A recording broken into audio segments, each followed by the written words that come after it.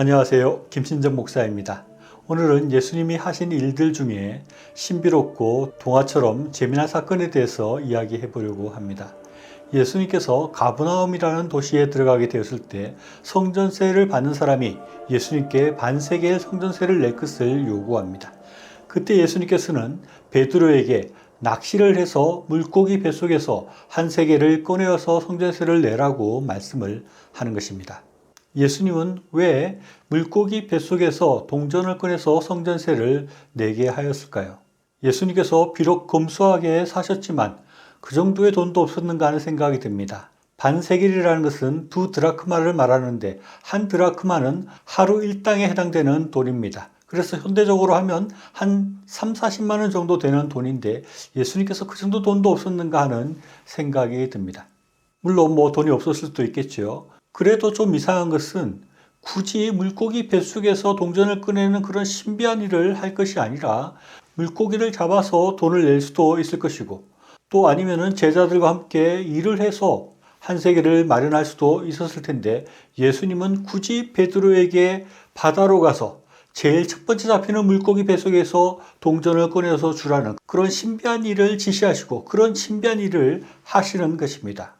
이 일에 대해서 여러 가지 해석들이 있습니다. 그 중에 알레고리카라는 해석도 있습니다. 베드로 이름이 반석이고 그 반석 위에 교회를 세운다 하는 것과 연결해서 베드로가 성전을 보수하고 세우는 것으로 그렇게 연결지어 생각하기도 하고 물고기 뱃속에서 성전세를 내었다는 것을 요나가 물고기 뱃속에서 3일 있었던 것 같이 예수님께서 3일 동안 죽으셔서 또 부활하시는 것을 통해서 교회를 세우는 것과 연결해서 해석하기도 합니다. 물론 그런 해석이 그럴듯하기도 하지만 저는 그런 해석에 대해서 별로 동의하기가 어렵습니다. 왜냐하면 예수님께서 그런 신비한 상징과 계시를 굳이 그런 일들을 통해서 말할 필요가 없어 보이기 때문입니다. 이 사건의 교훈은 그런 알레고리칼한 해석이 필요한 것이 아니라 예수님께서 말씀하시듯이 이 일들을 통해서 예수님은 다른 사람을 실족하지 않게 해야 된다는 그런 분명한 교훈을 주고 있습니다. 예수님은 다른 사람이 예수님에 의해서 실족해서 넘어지는 것을 경계하셨습니다. 즉 예수님께서 성전세를 내지 않는다고 할 때 다른 사람들이 오해해서 성전에 대해서 가볍게 생각하거나 성전세를 안 내도 된다고 생각하거나 하는 그런 오류에 빠지지 않도록 그래서 그들이 신앙적으로 실족하지 않게 하기 위해서 예수님은 성전세를 내신 것이고 그런 교훈을 우리에게 주고 있는 것입니다. 그런데 그것을 생각하더라도 여전히 조금 풀리지 않는 의문이 있습니다.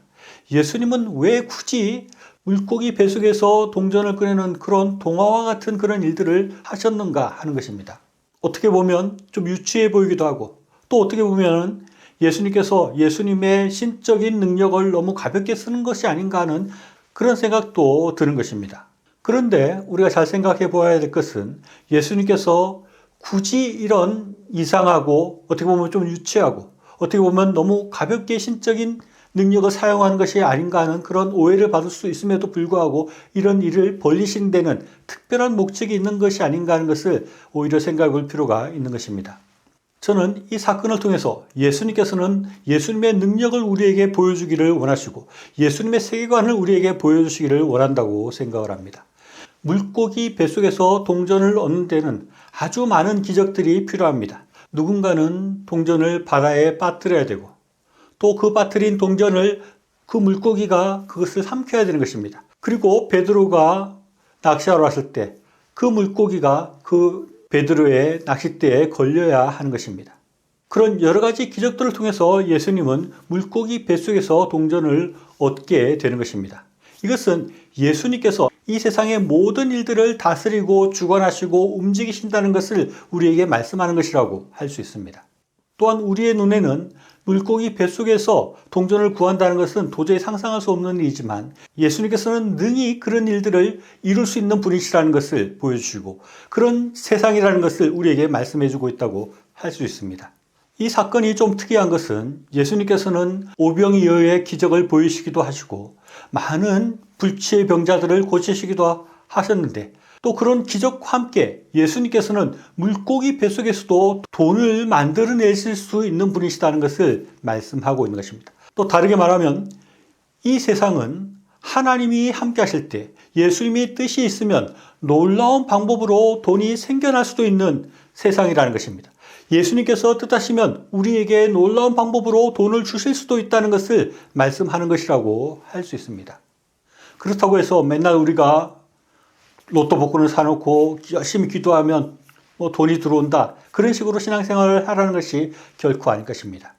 그러나 이 세상 가운데는 하나님의 뜻이 있으면 또 예수님께서 함께 하실 때 놀라운 방법으로, 우리가 생각할 수 없는 방법으로 우리에게 물질도 주어줄 수 있다는 것을 우리가 또한 생각할 수 있어야 하는 것입니다. 그런 세상임을 우리가 바라볼 수 있어야 한다는 것입니다.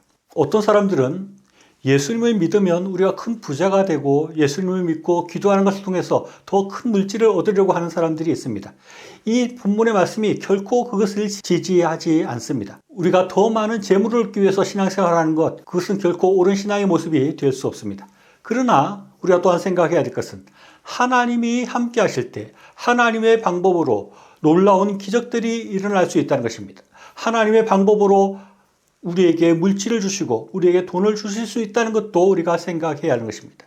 그런 것이, 그런 놀라운 기적이 일어나는 것이 이 세상이고 우리는 그런 세계관을 가지고 살아갈 필요가 있는 것입니다. 예수님께서 굳이 사람들이 다 보는 앞에서 물고기 뱃속에서 동전을 얻게 하신 그런 모습을 연출하신 것, 그 의도가 무엇인가를 우리가 깊이 생각해 볼 필요가 있습니다.